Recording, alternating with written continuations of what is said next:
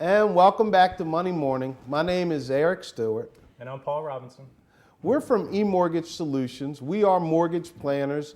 We talk to folks about their retirement years all the time, about legacy wealth and passing things on to generations, giving things to their kids, preparing for college, for their children's education, and all of the things that go into a mortgage, and most of all, things that can come out of a mortgage. Now, Paul, we discuss often the fact that folks need to make long-term plans when it comes to their mortgage, how to separate equity and what you should do with it. So when it comes down to college planning and retirement planning, I mean, what points are you finding with clients you talk to that they just don't get? We'll start with college planning. Mm-hmm. What I find oftentimes, and Casey, you can elaborate on this, is that most parents don't think about college planning until their kids are in high school. Mm-hmm. And you know, at that point, they're behind the eight ball. Mm-hmm. So at what point should parents start talking about and start thinking about college planning for their children? Once you find out she's pregnant.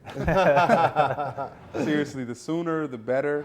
The larger your time horizon, the less dramatic you have to be in regards to how much of your assets you have to really put toward those things. Mm-hmm. College has beaten typical inflation by 2 to 3%.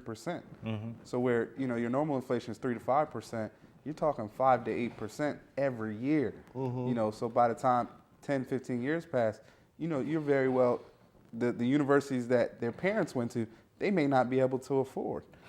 So being active in the very early stages, just to give you a quick example, if you were to put away $300 to $400 a month for 3 or 4 years, you could fully fund most college, college accounts, because you give yourself that 10, 12, 13, 14 years. 3 to 4 years in the first 3 to 4 years of the child's life. And then you wait till their late teenage years to start taking the money out. Because you gave yourself 10, 12 years, all that money is just growing and compounding year after year, and you wouldn't have to put another cent into it. Wow. So that's the power of time. Mm-hmm. Definitely.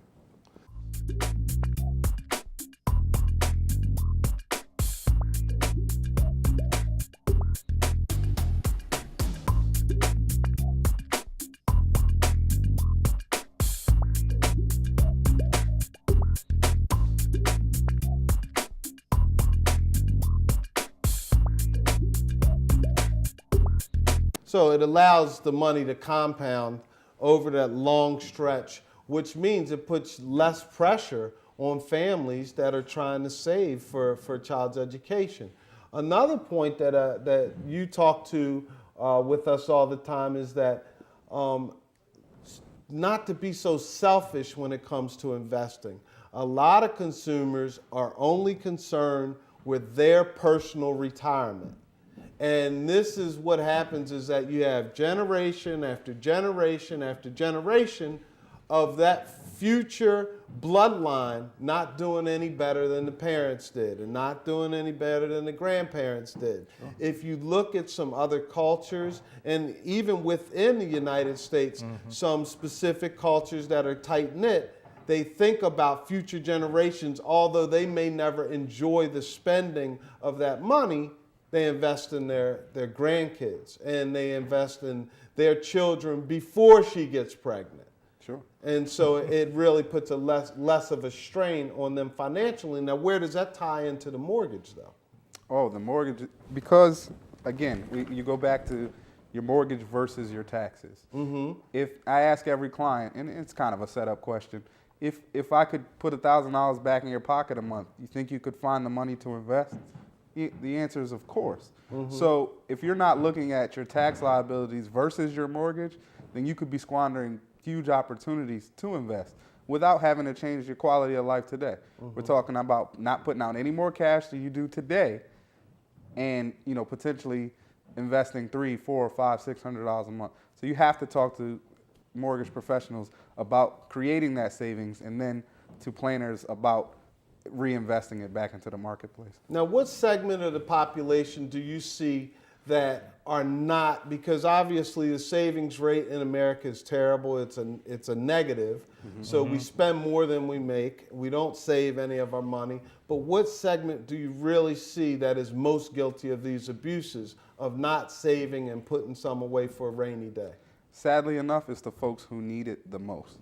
The people who make under $60,000 a year, because they are trying to keep up with the Joneses, they're trying to keep up with their coworkers who make 70, 80, 90, or well over $100,000. They live in the same neighborhoods. They purchase the same home, where most people didn't really sit down with a good professional to say, you know what, you make this amount of money, let's find you the home that makes sense, you know, within a true budget. And a true budget is one that allows funds for investing, not just to make it from one day to the next. So a smarter decision for a person purchasing their first home is not to buy all that they can afford to buy, but to buy something maybe that's a little below their means, which allows money to be freed up for savings. Would you agree? In that middle income bracket, definitely. I got you. Once you start to reach past that and you don't have dependents, because you know your salary is based on your dependents. If you make $100,000 and have 3 children, it's a little bit different than making $100,000 and being single. Gotcha. So you have to base it on all of the different nuances in a portfolio, the liabilities and the assets.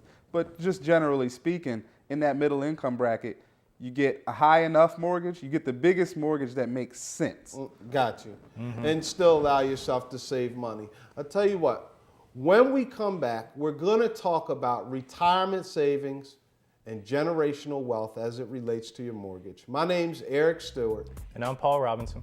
And we'll be right back with Casey Charles. This is Money Morning. We'll see you in a minute.